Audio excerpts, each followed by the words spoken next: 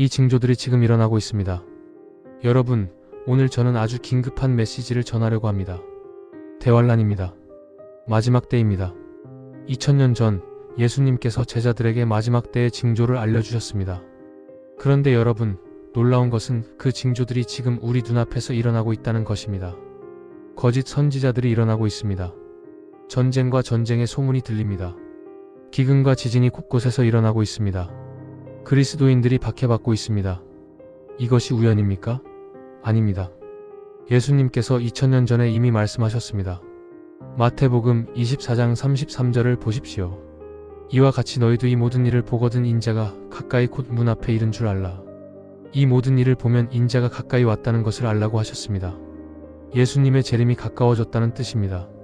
오늘 저는 예수님이 직접 말씀하신 대환란의 징조를 마태복음 24장을 중심으로 완전히 해설하려고 합니다. 예수님은 어떤 징조들을 말씀하셨습니까? 거짓 그리스도와 거짓 선지자는 누구입니까? 전쟁, 기근, 지진은 무엇을 의미합니까? 해와 달이 어두워지는 때는 언제입니까? 무화과 나무 비유는 무슨 뜻입니까? 지금 우리는 어디쯤 와 있습니까? 이 모든 질문에 대해 성경적으로 답하겠습니다. 집중해서 들어주시기 바랍니다. 오늘 이 말씀이 여러분을 깨어있게 할 것입니다. 마태복음 24장의 배경, 제자들의 질문. 자, 먼저 마태복음 24장의 배경을 살펴보겠습니다. 마태복음 24장은 예수님의 종말론 강화입니다. 감람산 강화라고도 불립니다. 예수님께서 감람산에 앉아 계실 때 제자들에게 하신 말씀입니다. 이 말씀이 나오게 된 배경이 있습니다. 마태복음 24장 1-2절을 보겠습니다. 예수께서 성전에서 나와서 가실 때에 제자들이 성전 건물들을 가리켜 보이려고 나오니 대답하여 이르시되 너희가 이 모든 것을 보지 못하느냐? 내가 진실로 너희에게 이르노니 돌 하나도 돌 위에 남지 않고 다 무너지리라 하시니라. 제자들이 예수님께 성전 건물을 자랑스럽게 보여드렸습니다. 당시 예루살렘 성전은 헤롯이 46년에 걸쳐 재건한 웅장한 건물이었습니다. 흰 대리석과 금으로 장식되어 있었습니다. 유대인들의 자랑이었습니다. 그런데 예수님께서 충격적인 말씀을 하셨습니다. 돌 하나도 돌 위에 남지 않고 다 무너질 것이다. 이 말씀은 AD 70년에 그대로 이루어졌습니다. 로마의 티투스 장군이 예루살렘을 공격하여 성전을 완전히 파괴했습니다. 돌 하나도 남지 않았습니다. 제자들은 예수님의 이 말씀을 듣고 큰 충격을 받았습니다. 그래서 나중에 감람산에서 예수님께 질문했습니다. 그 질문이 마태복음 24장 전체의 열쇠입니다. 마태복음 24장 3절을 보겠습니다. 예수께서 감람산 위에 앉으셨을 때 제자들이 조용히 와서 이르되 우리에게 이르소서 어느 때 이런 일이 있겠사오며 또 주의 임하심과 세상 끝에는 무슨 징조가 있사오리이까? 제자들이 세 가지를 질문했습니다. 첫째, 어느 때에 이런 일이 있겠습니까? 마이너스 성전이 무너지는 때가 언제입니까? 둘째, 주의 임하심에는 무슨 징조가 있습니까? 마이너스 예수님이 다시 오실 때의 징조는 무엇입니까? 셋째, 세상 끝에는 무슨 징조가 있습니까? 마이너스 세상의 마지막 때의 징조는 무엇입니까? 제자들은 이 세 가지가 동시에 일어날 것이라고 생각했습니다. 성전이 무너지면 바로 예수님이 오시고 세상이 끝날 것이라고 생각했습니다. 그러나 우리는 역사를 통해 압니다. 성전은 AD 70년에 무너졌지만 예수님의 재림은 아직 일어나지 않았습니다. 세상도 아직 끝나지 않았습니다. 마태복음 24장에서 예수님은 이 세 가지 질문에 모두 대답하셨습니다. 그래서 이 장을 해석할 때 조심해야 합니다. 어떤 부분은 AD 70년의 성전 파괴에 대한 것이고 어떤 부분은 마지막 때의 대환란에 대한 것입니다. 경고의 말씀으로 시작하시다. 제자들의 질문에 예수님은 어떻게 대답하셨습니까? 마태복음 24장 4-5절을 보겠습니다. 예수께서 대답하여 이르시되 너희가 사람의 미혹을 받지 않도록 주의하라. 많은 사람이 내 이름으로 와서 이르되 나는 그리스도라 하여 많은 사람을 미혹하리라. 예수님께서 가장 먼저 하신 말씀이 무엇입니까? 미혹을 받지 않도록 주의하라. 마지막 때의 가장 큰 위험은 미혹입니다. 속는 것입니다. 거짓에 넘어가는 것입니다. 예수님께서 마태복음 24장에서 미혹이라는 단어를 몇 번이나 사용하셨는지 아십니까? 4번이나 반복하셨습니다. 그만큼 미혹의 위험이 크다는 뜻입니다. 마태복음 24장 4절 사람의 미혹을 받지 않도록 주의하라. 마태복음 24장 5절 많은 사람을 미혹하리라. 마태복음 24장 11절 많은 거짓 선지자가 일어나 많은 사람을 미혹하겠으며 마태복음 24장 24절 거짓 그리스도들과 거짓 선지자들이 일어나 큰 표적과 기사를 보여 할 수만 있으면 택하신 자들도 미혹하리라. 마지막 때에 미혹이 넘칩니다. 거짓이 판을 칩니다.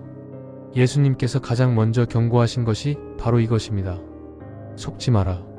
미혹당하지 마라. 그렇다면 무엇이 우리를 미혹합니까? 많은 사람이 내 이름으로 와서 나는 그리스도라 하여 많은 사람을 미혹하리라. 거짓 그리스도들이 옵니다. 예수님의 이름으로 옵니다. 나는 그리스도다라고 주장합니다. 역사적으로 많은 거짓 그리스도들이 있었습니다. 2세기에 바르 코크바가 자기를 메시아라고 주장했습니다. 19세기에 홍수전이 자기를 예수님의 동생이라고 주장했습니다. 20세기에 문선명이 자기를 재림 예수라고 주장했습니다. 최근에도 자기를 그리스도라고 주장하는 자들이 계속 나타나고 있습니다. 마지막 때가 가까울수록 이런 자들이 더 많아질 것입니다. 마태복음 24장 23-26절을 보겠습니다. 그때에 사람이 너희에게 말하되 보라 그리스도가 여기 있다 혹은 저기 있다 하여도 믿지 말라. 거짓 그리스도들과 거짓 선지자들이 일어나 큰 표적과 기사를 보여 할 수만 있으면 택하신 자들도 미혹하리라. 보라 내가 너희에게 미리 말하였노라. 그러므로 사람들이 너희에게 말하되 보라 그리스도가 광야에 있다 하여도 나가지 말고 보라 골방에 있다 하여도 믿지 말라. 그리스도가 여기 있다 저기 있다 하는 말을 믿지 말라고 하셨습니다. 예수님의 재림은 숨겨진 것이 아닙니다. 비밀스러운 것이 아닙니다. 마태복음 24장 27절을 보겠습니다. 번개가 동편에서 나서 서편까지 번쩍임 같이 인자의 임함도 그러하리라. 예수님의 재림은 번개처럼 분명합니다. 온 세상이 볼 것입니다. 숨길 수 없습니다. 그러므로 누군가 그리스도가 여기 있다고 하면 믿지 마십시오. 가짜입니다. 산고의 시작 전쟁, 기근 지진, 전쟁과 전쟁의 소문. 이제 예수님께서 말씀하신 구체적인 징조들을 살펴보겠습니다. 예수님은 이 징조들을 산고의 시작이라고 부르셨습니다. 아기를 낳기 전에 진통입니다. 마지막 때가 오기 전에 고통입니다. 마태복음 24장 6-7절을 보겠습니다. 난리와 난리의 소문을 듣겠으나 너희는 삼가 두려워하지 말라. 이런 일이 있어야 하되 아직 끝은 아니니라. 민족이 민족을 나라가 나라를 대적하여 일어나겠고 첫 번째 징조는 전쟁입니다. 난리와 난리의 소문이 있습니다. 전쟁과 전쟁의 소문입니다. 여러분 지금 세상을 보십시오. 러시아 우크라이나 전쟁이 계속되고 있습니다. 이스라엘 하마스 전쟁이 일어났습니다. 중국과 대만의 긴장이 고조되고 있습니다. 북한의 핵 위협이 계속되고 있습니다. 민족이 민족을, 나라가 나라를 대적하여 일어납니다. 20세기에만 두 차례의 세계대전이 있었습니다. 제1차 세계대전에서 약 1700만 명이 죽었습니다. 제2차 세계대전에서 약 7천만 명이 죽었습니다. 인류 역사상 20세기처럼 많은 전쟁 사상자가 발생한 시기는 없었습니다. 그런데 예수님께서 뭐라고 하셨습니까? 너희는 삼가 두려워하지 말라. 이런 일이 있어야 하되 아직 끝은 아니니라. 전쟁이 있어도 두려워하지 말라고 하셨습니다. 왜요? 아직 끝은 아니기 때문입니다. 전쟁은 끝의 징조이지만 전쟁 자체가 끝은 아닙니다. 전쟁은 산고의 시작입니다. 진통의 시작입니다. 기근과 지진. 두 번째 징조와 세 번째 징조를 보겠습니다. 기근과 지진입니다. 마태복음 24장 7절 후반부를 보겠습니다. 처처에 기근과 지진이 있으리니. 두 번째 징조는 기근입니다. 기근은 식량 부족입니다. 굶주림입니다. 지금 세계적으로 식량 위기가 심각해지고 있습니다. 유엔에 따르면 전 세계 약 8억 명이 굶주리고 있습니다. 기후변화, 전쟁, 경제 위기 등으로 식량 생산이 줄어들고 있습니다. 요한계시록 6장 5-6절에서 세 번째 인을 떼실 때 무엇이 나옵니까? 내가 보니 검은 말이 있는데 그 탄 자가 손에 저울을 가졌더라. 내가 내 생물 사이로부터 나는 것 같은 음성을 들으니 이르되 한 데나리온의 밀 한 되어 한 데나리온의 보리석 되로다. 또 감람류와 포도주는 해치지 말라 하더라.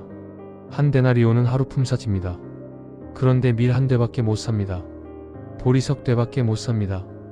평소에 10배 이상 비싼 가격입니다. 대환란 때 극심한 기근이 올 것입니다. 식량 가격이 폭등할 것입니다. 세 번째 징조는 지진입니다. 처처에 지진이 있으리니. 지진이 처처에 곳곳에서 일어납니다. 여러분, 최근 몇 년 동안 지진이 얼마나 많이 일어났는지 아십니까? 2023년 튀르키예 시리아 지진으로 5만 명 이상이 사망했습니다. 2024년에도 일본, 대만, 인도네시아 등에서 큰 지진이 계속 발생하고 있습니다. 미국 지질조사국에 따르면 규모 7.0 이상의 대형 지진이 연간 평균 15회 이상 발생합니다. 지진의 빈도가 과거보다 증가하고 있다는 연구도 있습니다. 그런데 예수님께서 이 모든 것을 뭐라고 부르셨습니까? 마태복음 24장 8절을 보겠습니다. 이 모든 것은 재난의 시작이니라. 재난의 시작입니다. 원어로는 오디논 아르케입니다. 산고의 시작이라는 뜻입니다.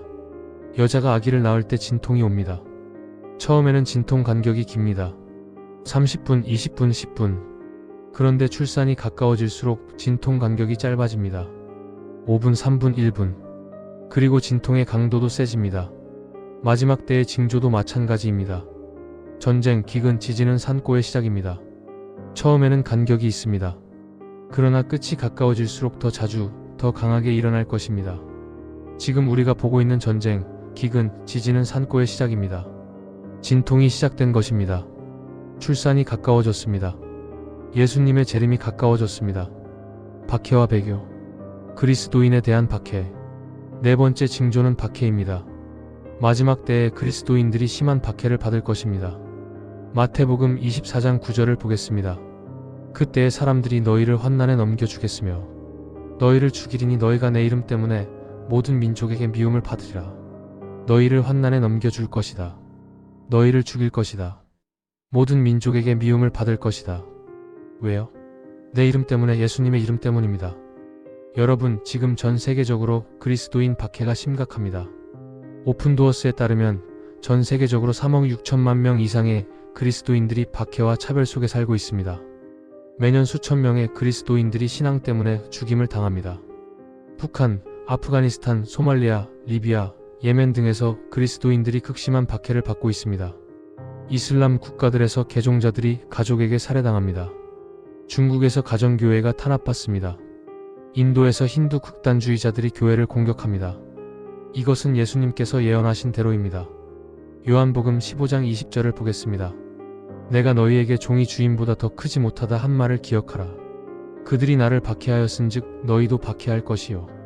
예수님도 박해받으셨습니다. 우리도 박해받을 것입니다.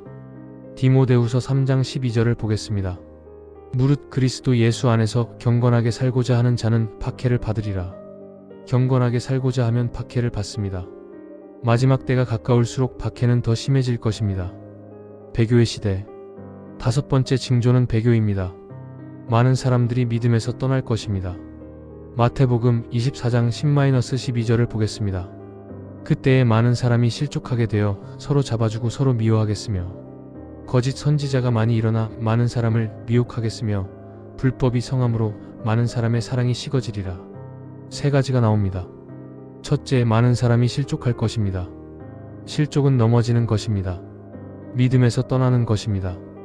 배교하는 것입니다. 박해가 심해지면 믿음을 버리는 사람들이 나옵니다. 핍박이 두려워 교회를 떠납니다. 예수님을 부인합니다. 서방 국가들에서도 기독교를 떠나는 사람들이 급증하고 있습니다. 교회 출석률이 급격히 떨어지고 있습니다. 종교 없음을 선택하는 사람들이 늘어나고 있습니다. 둘째, 거짓 선지자가 많이 일어날 것입니다. 거짓 선지자들이 많아집니다.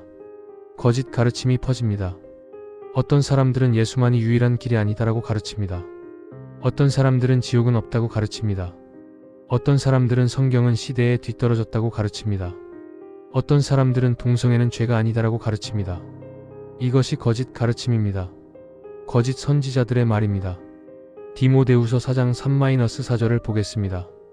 때가 이르리니 사람들이 바른 교훈을 받지 아니하며 귀가 가려워서 자기의 사욕을 따를 스승을 많이 두고 또 그 귀를 진리에서 돌이켜 허탄한 이야기를 따르리라. 사람들이 바른 교훈을 받지 않습니다. 듣기 좋은 말만 찾습니다. 자기 욕심에 맞는 스승을 찾습니다. 셋째, 불법이 성하여 사랑이 식을 것입니다. 마태복음 24장 12절, 불법이 성함으로 많은 사람의 사랑이 식어지리라. 불법이 성합니다. 죄가 넘칩니다. 하나님의 법을 무시합니다. 그 결과 사랑이 식습니다. 뜨거웠던 사랑이 차가워집니다. 여러분, 이것이 마지막 때의 특징입니다. 요한계시록 3장 15-16절, 라오디게아 교회에 대한 말씀입니다. 내가 내 행위를 아노니 내가 차지도 아니하고 뜨겁지도 아니하도다. 내가 차든지 뜨겁든지 하기를 원하노라. 내가 이같이 미지근하여 뜨겁지도 아니하고 차지도 아니하니 내 입에서 너를 토하여 내리라. 미지근한 신앙, 식어버린 사랑, 이것이 마지막 때 교회의 모습입니다. 그러나 예수님께서 소망의 말씀도 하셨습니다. 마태복음 24장 13절을 보겠습니다. 그러나 끝까지 견디는 자는 구원을 얻으리라. 끝까지 견디는 자가 구원을 얻습니다. 포기하지 마십시오. 끝까지 믿음을 지키십시오. 복음 전파와 멸망에 가증한 것. 복음이 온 세상에 전파되리라. 6번째 징조는 희망적인 것입니다. 복음이 온 세상에 전파될 것입니다. 마태복음 24장 14절을 보겠습니다. 이 천국 복음이 모든 민족에게 증언되기 위하여 온 세상에 전파되리니 그제야 끝이 오리라. 복음이 온 세상에 전파될 것입니다. 모든 민족에게 증언될 것입니다. 그리고 그제야 끝이 올 것입니다. 여러분, 이것이 끝의 조건입니다. 복음이 모든 민족에게 전파되어야 합니다. 지금 복음 전파는 어느 정도 되었습니까? 전 세계 인구 약 80억 명 중 약 25억 명이 기독교인입니다. 세계 인구의 약 31%입니다. 그러나 아직 복음을 듣지 못한 사람들이 많습니다.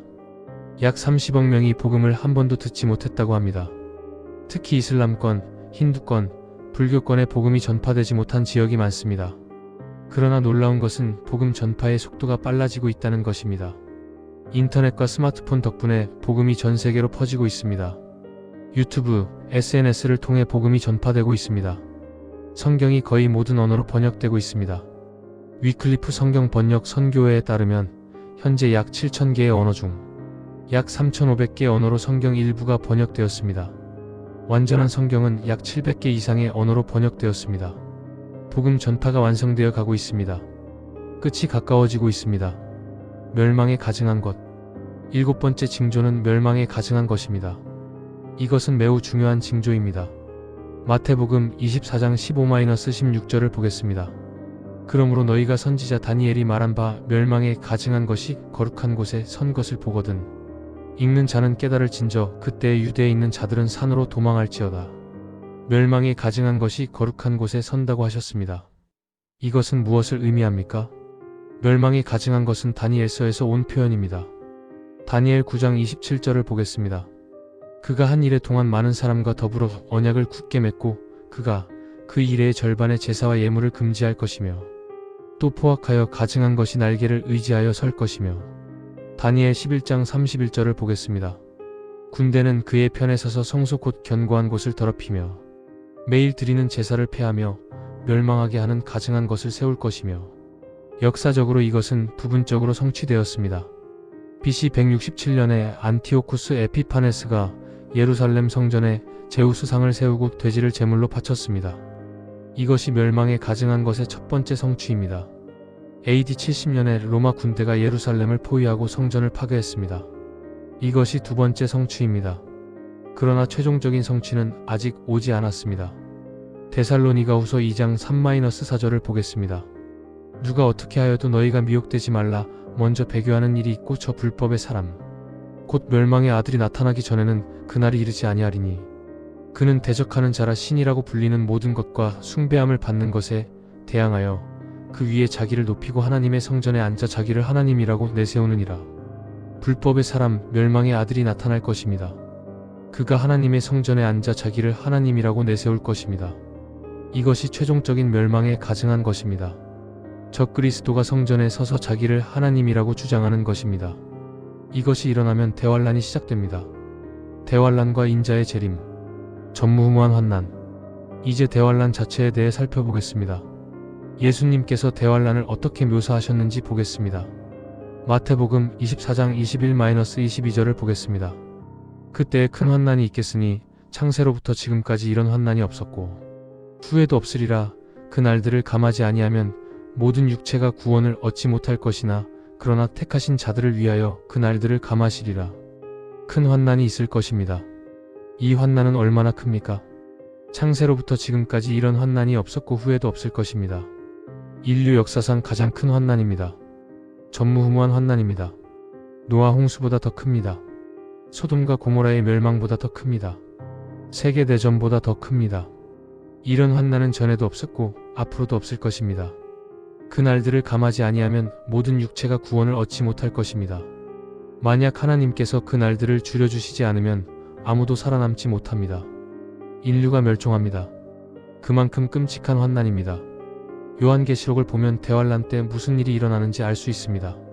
일곱인 심판, 정복, 전쟁, 기근, 사망, 순교자의 부르짖음, 대지진, 하늘의 이변. 일곱 나팔 심판, 우박과 불, 바다가 피로 변함, 별이 떨어짐, 해와 달이 어두워짐, 황충의 재앙, 이역 군대의 전쟁, 큰 지진.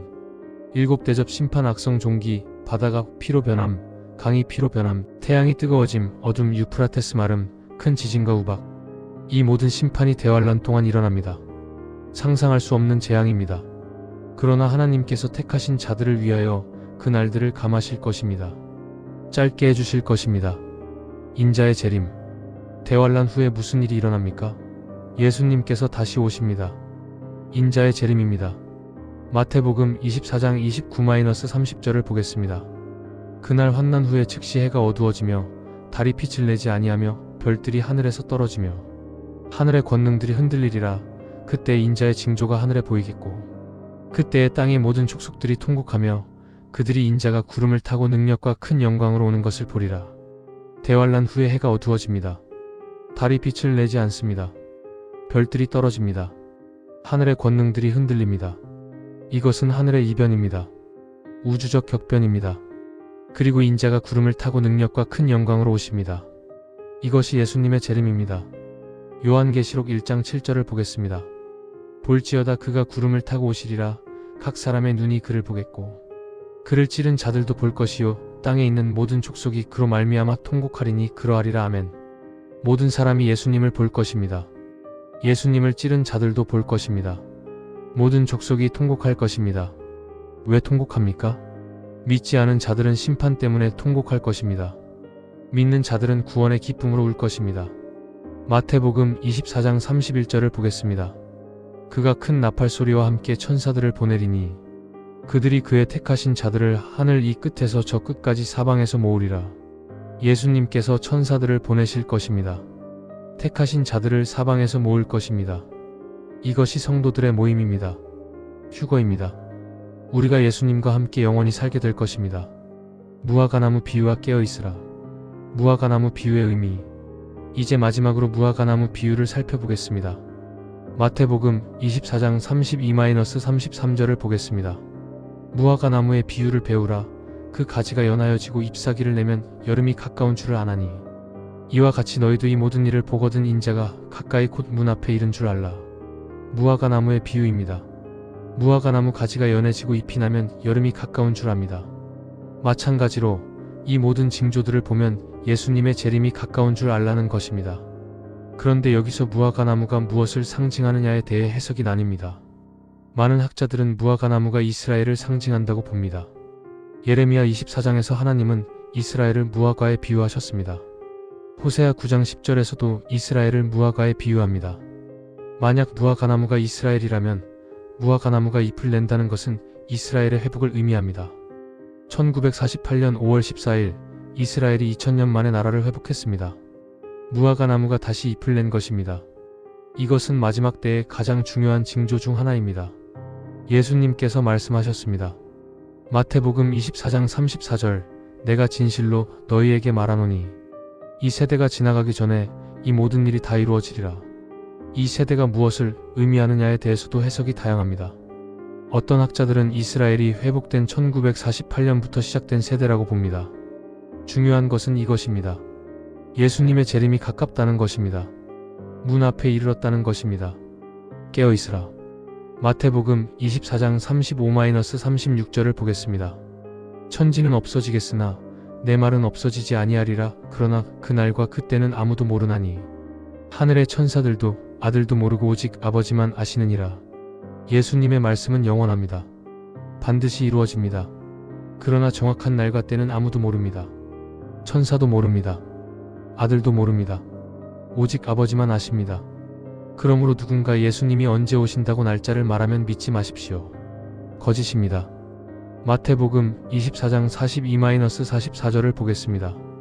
그러므로 깨어있으라. 어느 날에 너희 주가 임할는지 너희가 알지 못함이니라. 너희도 아는 바니 만일 집 주인이 도둑이 어느 시각에 올 줄을 알았더라면 깨어 있어 그 집을 뚫지 못하게 하였으리라. 이러므로 너희도 준비하고 있으라. 생각하지 않은 때에 인자가 오리라. 깨어 있으라. 이것이 예수님의 명령입니다. 도둑은 예고 없이 옵니다. 예수님의 재림도 예고 없이 옵니다. 그러므로 항상 준비해야 합니다. 어떻게 깨어 있습니까?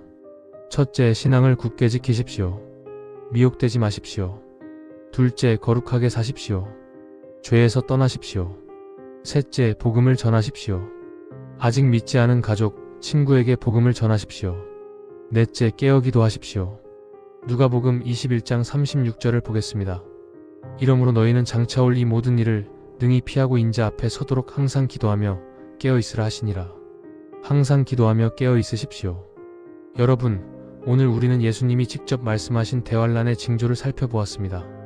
거짓 그리스도와 거짓 선지자가 일어납니다. 전쟁, 기근, 지진이 있습니다.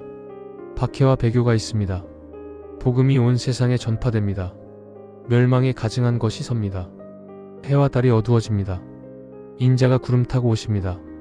이 징조들이 지금 일어나고 있습니다. 예수님의 재림이 가깝습니다. 준비되셨습니까? 예수님을 믿고 계십니까? 깨어 있습니까? 마태복음 24장 44절 말씀으로 마치겠습니다. 이러므로 너희도 준비하고 있으라. 생각하지 않은 때에 인자가 오리라. 기도하겠습니다. 하나님 아버지, 오늘 대환란의 징조에 대한 말씀을 주셔서 감사합니다. 우리가 깨어있게 하옵소서. 미혹되지 않게 하옵소서. 예수님 오실 때까지 믿음을 지키게 하옵소서. 아직 구원받지 못한 가족들이 복음을 믿게 하옵소서. 예수님의 이름으로 기도합니다. 아멘. 구독과 좋아요 꼭 눌러주세요. 감사합니다.